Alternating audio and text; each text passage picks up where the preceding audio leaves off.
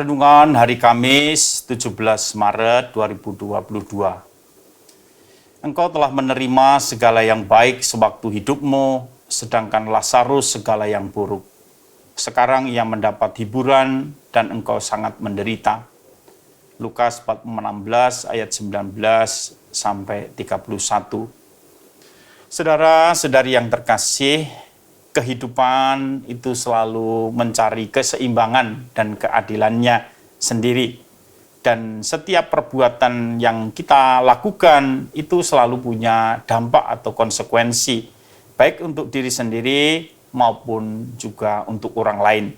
Dan Tuhan yang melihat kita, Tuhan yang menyaksikan apa yang kita lakukan, apa yang kita perbuat, Dia pun juga akan pertama-tama berlaku adil.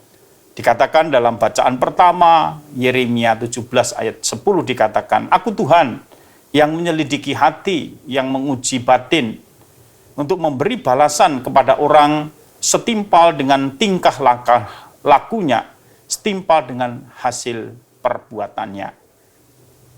Perbuatan manusia di dunia ini punya konsekuensi, punya dampak baik untuk dirinya dan orang lain, di dalam kehidupan juga sekarang maupun di kehidupan kekal.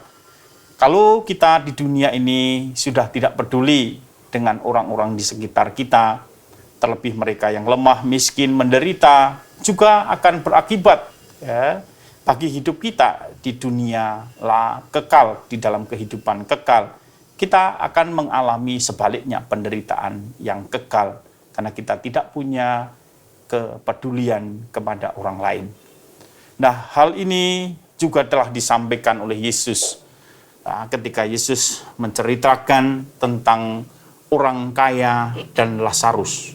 Ya, kita sudah kenal dengan kisah ini, ya di mana orang kaya di dalam hidupnya hidup dalam kemewahannya, berpesta pora, bersenang-senang, sedangkan di depan, di sampingnya, bahkan kemudian di depan rumah, di depan pintunya, ada Lazarus yang menderita, miskin, kelaparan. Dia hanya mau makan remah-remah saja, dia tidak bisa. Dan tidak ada kepedulian dari orang kaya itu. Dan kemudian pada saatnya mereka mati. Dan ketika mati, Lazarus yang di dunia ini menderita, ternyata masuk surga. Dan hidup di pangkuan Abraham. Dan kemudian orang kaya mati dan kemudian masuk ke penderitaan kekal, ke neraka. Dan di sana orang kaya minta tolong supaya kemudian orang miskin ini, Lazarus ini membantunya. Tetapi Abraham mengatakan, anakku, ingatlah bahwa engkau telah menerima segala yang baik sewaktu hidupmu, sedangkan Lazarus segala yang buruk. Sekarang ia mendapat hiburan dan engkau sangat menderita.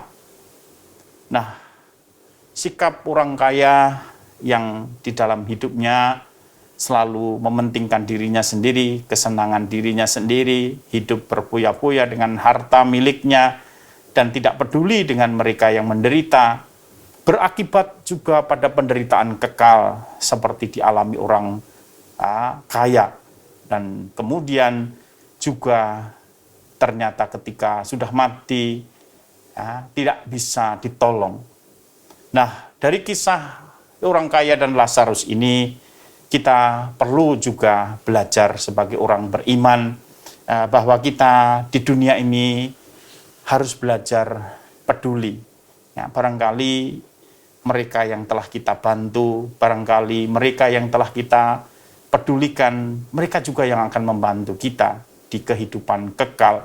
Sebagaimana di dalam Injil Matius bab 25 ayat 240 dikatakan bahwa mereka yang kemudian masuk ke dalam surga oleh Tuhan dikatakan, kamu masuk ke sini sebagai domba karena kamu telah melakukan apa yang baik untuk saya.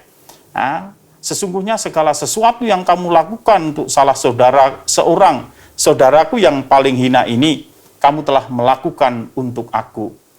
Ternyata Tuhan mengidentifikasikan dirinya dengan mereka yang menderita, mereka yang kelaparan, kehausan, yang tidak punya pakaian, yang ada di dalam rumah sakit, yang ada kemudian di dalam penjara. Dan ketika orang-orang di dunia ini peduli dengan mereka, mereka sebenarnya peduli dengan Tuhan sendiri.